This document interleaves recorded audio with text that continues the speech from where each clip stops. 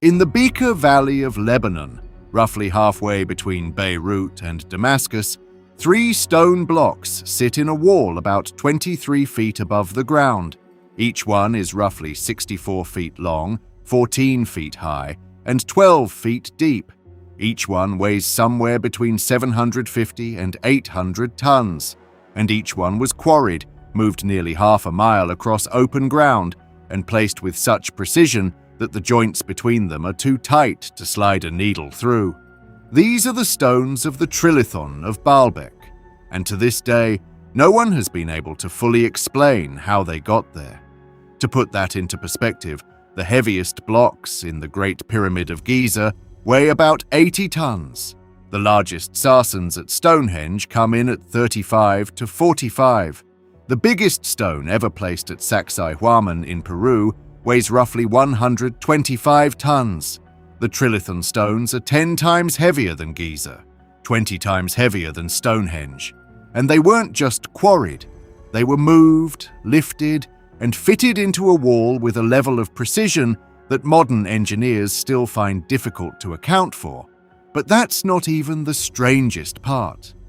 Because in June of 2014, a team from the German Archaeological Institute and the Lebanese University uncovered something directly beneath one of Baalbek's famous quarry stones, a forgotten megalith buried under centuries of sediment, measuring 64 feet long, nearly 20 feet wide, and at least 18 feet deep. Its estimated weight, around 1,650 tons, the largest worked stone block from antiquity ever confirmed, and its base has still never been fully uncovered. Mark Twain visited Baalbek in 1869 and wrote about it in The Innocents Abroad. He described the ruins as a noble ruin whose history is a sealed book. More than 150 years later, that book is still being written. I'm David, and you're watching Phoenix. Join me in this video as we travel to one of the most extraordinary construction sites the ancient world ever produced. We'll look at the engineering behind moving 800-ton blocks with nothing but human muscle and simple machines. We'll trace the centuries of debate over who actually built it and when. And we'll confront a question that has baffled researchers for generations, not whether it was possible, but why anyone would attempt it at all. Our story begins not with the stones themselves, but with the ground they sit on. The megaliths of Baalbek are hewn from compact, fine-grained crystalline limestone of Cretaceous age, part of what geologists call the Sannine Limestone Formation. It's roughly 90 to 100 million years old, and it dominates the mountain ranges that flank the valley. The stone has a density of 2.6 to 2.8 grams per cubic centimeter. That means a single Trilithon block at roughly 287 cubic meters lands somewhere between 746 and 804 tons, depending on the exact composition. The quarry itself sits about 900 meters, just over half a mile south of the temple complex. And there's a crucial detail that's easy to overlook. Both the quarry and the temple sit at roughly the same elevation, about 3,740 feet above sea level. The quarry may even be slightly higher. That means the stones traveled either flat or slightly downhill. No vertical lifting of the full mass was required during transit. Just getting them there was the challenge. And it's a challenge that humans have been trying to understand for centuries. The first Europeans to systematically document the site were Robert Wood and James Dawkins, who arrived in 1757 and produced The Ruins of Baalbek, the first measured survey of the complex. At the time, 9 of the original columns of the Temple of Jupiter were still standing. Then came the devastating earthquake of November 25, 1759, estimated at a magnitude of roughly 7.4, which killed between 10,000 and 40,000 people across the Bekaa Valley and brought 3 of those columns crashing down. Today, only 6 remain. They are 65 feet tall and 8 feet in diameter, the tallest Corinthian columns of any classical temple ever built, carved from pink granite that was shipped more than 700 miles from Aswan in Egypt. But it's what those columns stand on that really gets the attention. Below the ornate Roman architecture, below the sculpted gargoyles and the intricate Corinthian capitals, sits a foundation of massive, rough-hewn blocks weighing hundreds of tons each. The visual contrast is the site's defining feature: delicate Roman craftsmanship perched on top of a brutally austere megalithic base. Two completely different construction philosophies, stacked one on top of the other. And that contrast has been the source of one of archaeology's longest-running arguments. The site has drawn visitors and scholars for centuries. The French artist Louis-François Cassas spent 20 days at Baalbek in the summer of 1785, producing detailed drawings for his Voyage pittoresque de la Syrie. Goethe himself called the work extremely beautiful. The Scottish painter David Roberts visited in May of 1839 and created watercolors that were later published as hand-colored lithographs in an edition of just 500 copies. And in the ancient world, the site's reputation was no less remarkable. The Roman writer Macrobius recorded an oracle at the temple of Jupiter Heliopolitanus, a sacred statue carried in a litter whose movements the priests interpreted as divine will. He noted that the oracle had correctly predicted that Emperor Trajan would not return from his Parthian expedition. When a god has that kind of track record, you build accordingly. For a long time, the standard view was simple.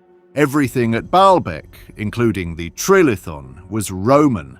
This was the conclusion of Otto Puchstein's German excavation between 1898 and 1904, documented across a 3-volume report published in the 1920s. The reasoning was straightforward. Roman architectural drawings were found incised directly onto the upper surfaces of the Trilithon stones, documented by Daniel Lohmann and Fadi Wakim in 2008. These were master builders' blueprints, lines and measurements that would have been covered by the next course of stone. A stonemason's graffito found at the site was dated to the 2nd of August, 60 AD, during the reign of Nero. The Temple of Bacchus was completed under Antoninus Pius, the Temple of Venus under Septimius Severus and Caracalla. Rome was clearly here. Rome was clearly building. But could Rome really have moved 800-ton blocks? The most cited engineering study on that question was published in 1977 by Jean-Pierre Adam, an architect-archaeologist at the CNRS in France. Writing in the journal Syria, Adam calculated that a 557-ton block could be moved using 16 capstans with 32 workers each, a total of 512 people, generating more than 10 tons of combined pulling force on wooden rollers. For the full 800-ton Trilithon stones, he scaled the system up accordingly. It's a lot of people, but it's not an impossible number, and history gives us direct proof that this kind of thing was achievable. In 1586, the Italian architect Domenico Fontana moved the 327-ton Vatican obelisk using 900 men and 75 horses.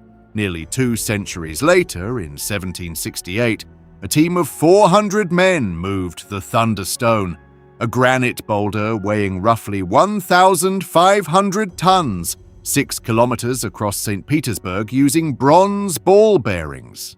That's nearly twice the weight of a trilithon block moved a distance more than 6 times greater. These aren't theoretical estimates. These are documented events, so moving the stones was possible. The real puzzle is the last part of the journey.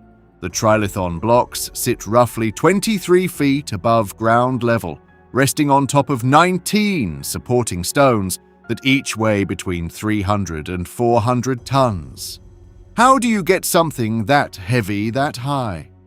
The scholarly consensus, supported by both Adam's work and Lohmann's more recent analysis, points to temporary earthen embankments. Because the quarry sits at the same elevation as the top of the wall, a long ramp of compacted earth could have been built connecting the two, allowing the stones to be sledged horizontally straight into position. No cranes, no impossible lifting, just a very long, very carefully engineered slope. It's worth noting that the Roman polyspastos crane, the most powerful lifting device described by Vitruvius in his De Architectura, could handle a maximum of about 6 tons with a tread wheel. That's a factor of 133 times less than a single trilithon block. Cranes simply were not part of this equation.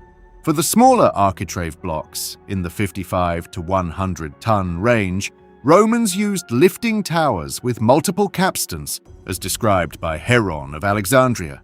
But the trilithon required a completely different approach. The quarrying itself was well understood. Jean-Claude Bessac, the leading authority on ancient stone-cutting technology at the CNRS, published a landmark analysis in 2010 documenting the techniques used across the Near East. Workers would cut channels around a block's perimeter using iron chisels, then drive wooden wedges into grooves along the bottom.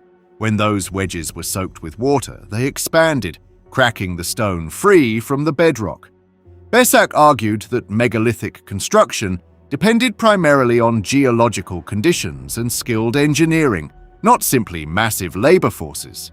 You needed the right kind of stone in the right formation with the right people who knew exactly what they were doing. But here's where things start to get more complicated. Because in 2011, a paper was published that quietly changed the entire conversation. Andreas Kropp, then at the University of Nottingham, and Daniel Lohmann, now at RWTH Aachen University, published a study in the journal Levant with a title that borrowed from the Bible. Master, look at the size of those stones. What they found beneath the Temple of Jupiter was an earlier building phase that they called Podium 1, a structure that was, in their words, virtually unknown both to the public and to academia. The masonry of Podium 1 didn't look Roman at all.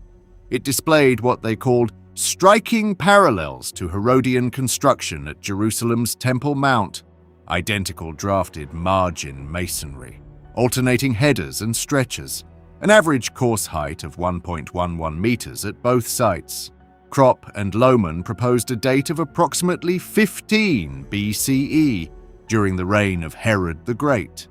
This was significant for a very specific reason. It meant the site wasn't a single Roman project. It was layered. Podium 1 came first. Then Podium 2, which is the phase that includes the trilithon, expanded the platform to its current massive scale. Then the Roman temples were built on top. 3 distinct phases of construction, each more ambitious than the last, stacked on top of one another over the course of roughly 2 centuries. And there's one more piece of evidence that supports this timeline.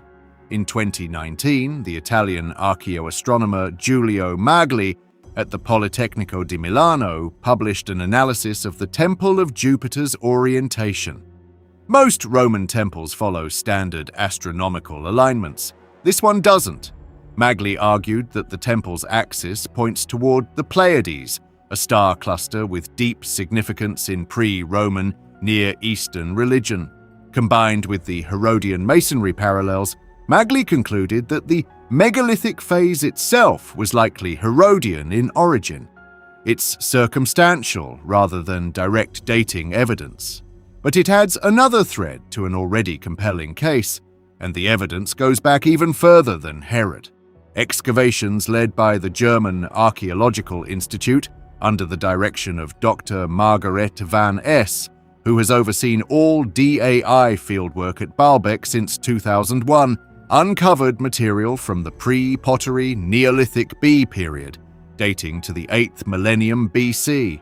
Pottery sherds from the early Bronze Age, around 2900 to 2300 BC, were found alongside architectural remains from the Middle Bronze Age. Persian pottery with cuneiform letters turned up from the 6th to 4th centuries BC.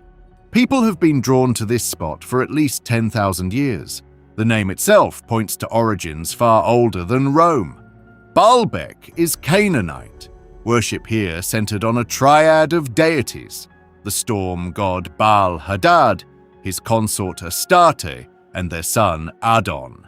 The scholar Jonah Lendering has suggested the name may derive from Baalbek, meaning Lord of the Source, a reference to the nearby headwaters of the Litani River. Medieval Arab writers went further. The geographer Al-Idrisi attributed the temples to Solomon. Local folklore said the platform was built by jinn under Solomon's command. The French traveller Volney recorded the same tradition as late as 1787. None of this means the trilithon is prehistoric. The material evidence firmly places the megalithic construction no earlier than the late 1st century BCE. But it does mean that whoever built the trilithon wasn't starting from scratch. They were building on a site that already carried thousands of years of religious significance. They were making a statement, and the stones they left behind in the quarry only deepen the mystery. The most famous is the Stone of the Pregnant Woman, or Hajar al-Hibla, which has been visible for centuries, lying at an angle still partially attached to bedrock. It measures roughly 68 feet long and weighs about 1,000 tons. Nearby sits the Stone of the South at approximately 1,242 tons. And then there's the Forgotten Stone, discovered in 2014 by Professor Jeanine Abdul-Masih of the Lebanese University during routine quarry cleaning under the joint DAI Lebanese University project, directed by Dr. Van S. Abdul-Masih published the findings in the Journal of Eastern Mediterranean Archaeology and Heritage Studies in 2015. The stone was confirmed by Guinness World Records as the largest megalith from antiquity. But the question everyone wanted answered was simple: why was it never moved? Abdul-Masih's analysis, expanded in a 2023 contribution to the Archaeopress volume From Concept to Monument, suggested the quarry stones were abandoned due to modifications of the building project. A separate study identified cracks and quality defects on the stone of the pregnant woman's northwestern face. The Italian archaeoastronomer Giulio Magli at the Politecnico di Milano proposed in 2016 that the project simply remained unfinished when the builders couldn't complete the exterior walls in time. The consensus now points to a combination of stone defects, project redesign, and political abandonment. Someone changed their mind, or ran out of time, or both, and today, the story of Baalbek has taken a much darker turn. Lebanon's compounding crises have devastated the site.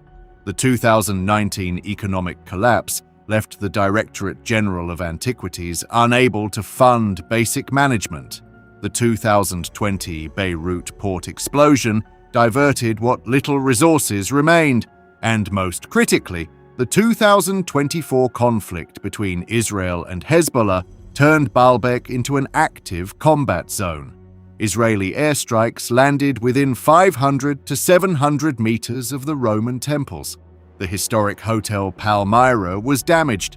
Thousands of displaced residents sheltered inside the temple complex itself. In November of 2024, UNESCO granted the site enhanced protection under the Hague Convention. The 2014 quarry excavation remains the last major dig. The DAI project continues in documentation and analysis mode, but active fieldwork is effectively suspended. The Forgotten Stones base has never been fully exposed. No ground-penetrating radar survey has ever mapped what lies beneath the platform. The precise mechanism of how the trilithon blocks were raised, that final 23 feet, has never been conclusively demonstrated through physical evidence at the site itself.